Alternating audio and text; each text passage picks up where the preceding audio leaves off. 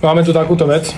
Tentokrát je to hot nut, není to hot chip. Áno, už som skúšal aj hot chip, ale vraj tento hot nut má byť proste oveľa viac štiplavejší než ten hot chip.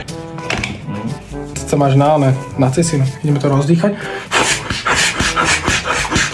Tuto sme ešte nevedeli, do čoho ideme a fakt sme si z toho robili strašnú srandu, ako to môžete vidieť na môjom výzore, že sa toho vôbec nebojíme, že predtým nemám vôbec rešpekt, ale dostanem takú facku od života, že ma fakt život pojebe. Velice robím, že rozumiem tomu návodu, ešte to bolo napísané po anglicky, kamo kto ma pozná, ja neviem po anglicky skoro vôbec, hej, takže... Papula ťa z toho bude šípať 3 dni. A keď sa pôjdeš vysrať, vieš čo to je? Potom si s tým cicinu z tú rukavu. Ne, radšej ne. Sa rozpočnem. Máme v rodine také malé, že z toho nikto nevšimne. Hej. Tu mi začína proste. Áno, guys, vôbec neviem dávať takéto silikonové rukavice, takže kebyže máte nejaký lifehack na to, tak mi prosím vás napíšte dole do komentárov, ako si to mám dávať, lebo určite táto challenge není posledná. To je promecho? On nevie do čoho ide. No nic. Tak, tebe jebe.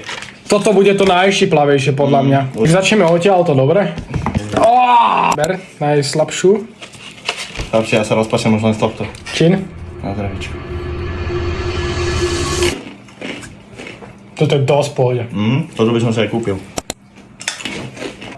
Tak, tebe jebe, do toho druh. A keďže sa mi to do tohoto videa všetko nevyšlo, takže budete mať druhý part, takže utekaj kúknúť, daj mi follow a čus, vidíme sa v druhom parte.